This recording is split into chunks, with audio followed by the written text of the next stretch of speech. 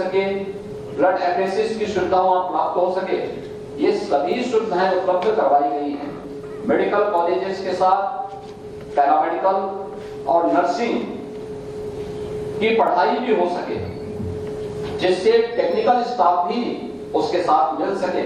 ये सभी कार्यक्रम आगे बढ़ाए गए हैं। और एससीपीजीआई में जो आप आंकड़े दे रहे थे, मुझे लगता है कि वो तथ्यों से परे है।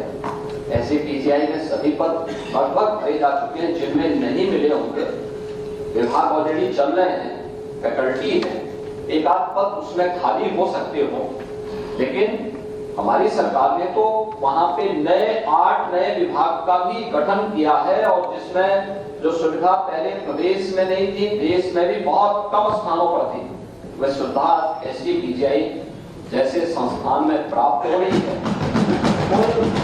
1200 की क्षमता वाला हॉस्पिटल और 2200 बेड का हॉस्पिटल बनकर के काम कर रहा है। अच्छे संस्थान में, प्रदेश के अच्छे संस्थान में, बल्कि उत्तर भारत के एक अच्छे संस्थान के रूप में पीजीआई काम कर रहा है। मुझे नहीं लगता है कि आपके द्वारा उठाए गए मुद्दों पर कोई तथ्य भी है, और अगर होंगे तो विभाग उसको तत्परता के साथ आगे बढ़ाने का काम भी करेगा।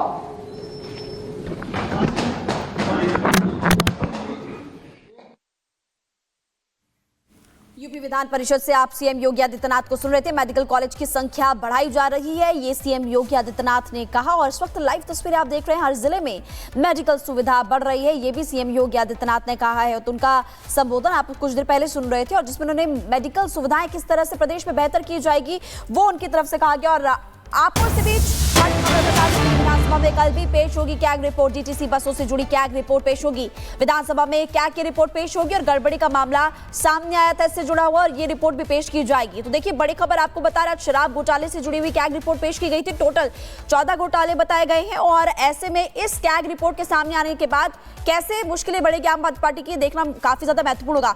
मृदुल, आप लगातार ग्राउंड पर मौजूद है, ओवर टू यू।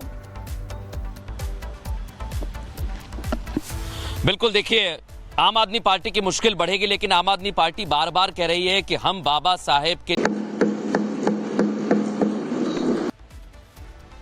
तो ये देखा आपने, सीएजी रिपोर्ट पेश हो गई, लेकिन इसके बाद भी हमले रुके नहीं है। बीजेपी के विधायक अरविंदर सिंह लवली ने कहा है कि पिछली सरकार में इस तरह के कई सारे घोटाले थे जिन्हें दबाने की कोशिश की गई। सुनिए जरा रिपोर्ट पेश करते हुए उन्होंने क्या कहा।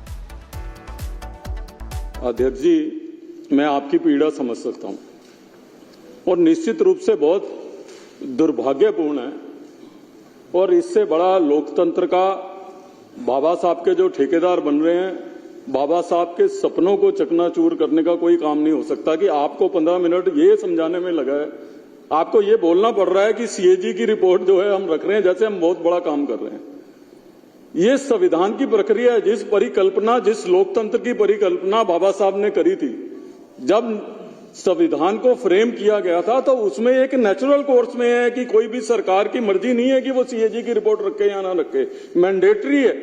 ये विधानसभा बनी इसलिए, और इस विधानसभा का अपमान हो जिस सदन के अंदर हिंदुस्तान की पार्लियामेंट चली हो, उस पार्लियामेंट वाले सदन में दिल्ली की विधानसभा चल रही है। हम लोग सब जो है सौभाग्यशाली हैं, और उस विधानसभा में आप 2017 में कह रहे हो, लेकिन आप उसका इस बात पे समझिए कि 2015 में इनकी सरकार बनी, यानी कि इनकी सरकार बनने के बाद इन्होंने सुनिश्चित किया कि एक भी सीएजी रिपोर्ट इनके सरकार के कार्य करने की जो है इस सदन में ना है। इससे बड़ा दुर्भाग्य, इससे बड़ा जो है लोकतंत्र के लिए शर्मनाक दिन कोई हो नहीं सकता। और आप नारे लगा रहे हो बाबा साहब के, और सपनों की हत्या कर रहे हो बाबा साहब की।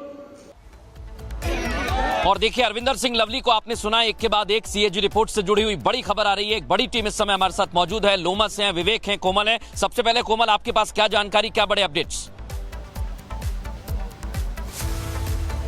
बिल्कुल मृदुल, देखिए सीएजी की रिपोर्ट पेश की गई है। 14 रिपोर्ट्स में से देखिए एक शराब घोटाले को लेकर के रिपोर्ट पेश की गई है, लेकिन अब जो जानकारी मिल रही है उसके अनुसार देखिए दूसरे दिन जो दूसरी एक रिपोर्ट फाइल की जाएगी 14 में से, वो डीटीसी बस की रिपोर्ट भी हो सकती है। क्योंकि डीटीसी बस को लेकर के अगर हम बात करें तो जो फंड एलोकेट किया गया था उसके बाद जो है वो कार्य जो है लंबित हो जाता है, और ज़्यादा और भी फंड जो है वो बढ़ चढ़ करके एलोकेट होता है। तो ऐसे में देखिए डीटीसी बस को लेकर के भी एक बड़ी अपडेट आ रही है कि दूसरे दिन जो है डीटीसी बस को लेकर के जो घोटाले हुए थे उसका खुलासा खुलासा हो सकता है, शीश महल का खुलासा हो सकता है, जल विभाग की बात करें उस दौरान भी देखिए कई ऐसे घोटाले हुए थे। तो यानी साफ तौर पर अब जो है आम आदमी पार्टी की मुश्किलें जो है मृदुल वो पूरी तरह से बढ़ने वाली है, क्योंकि अभी देखा था जिस तरह से सीएजी की रिपोर्ट पेश होने वाली थी, लेकिन उसके पहले यहाँ पे किस तरह से प्रदर्शन होता है, सस्पेंड हो जाते हैं विपक्ष के नेता, वो धरने पर बैठे होते हैं, और उसके बाद अब आज देखिए शराब घोटाले को लेकर के सबसे पहले हमने रिपब्लिक भारत को बिल्कुल, और सबसे बड़ी बात यही है कि ये तो एक रिपोर्ट है, एक एक करके और भी रिपोर्ट कोमल सामने आएगी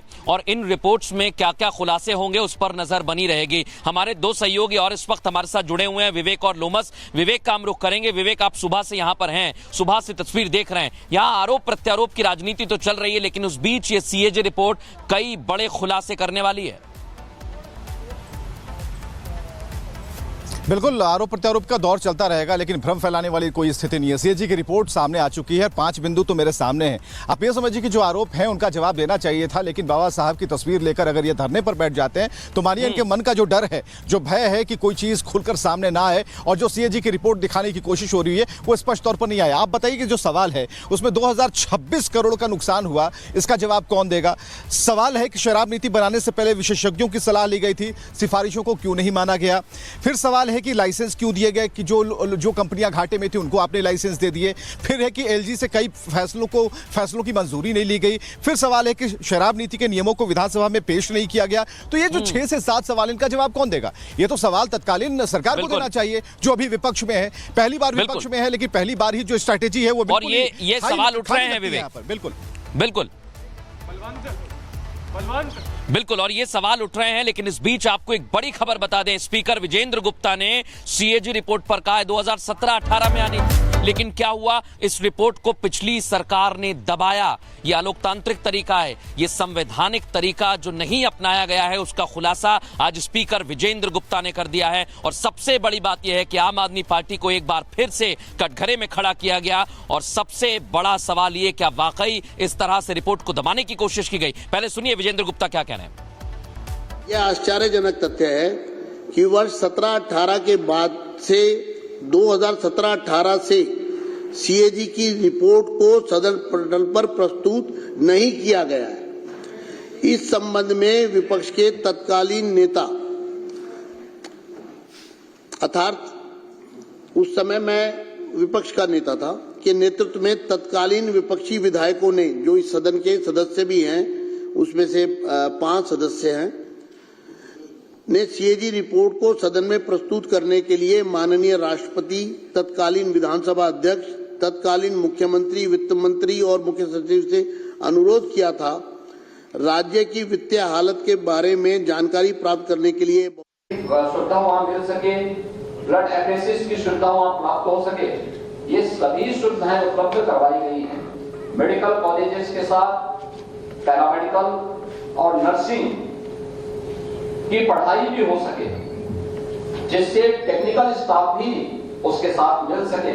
ये सभी कार्यक्रम आगे बढ़ाए गए हैं। और ऐसी पीजीआई में जो आप आंकड़े दे रहे थे, मुझे लगता है कि वो तथ्यों से परे है। ऐसी पीजीआई में सभी पद लगभग भरे जा चुके हैं।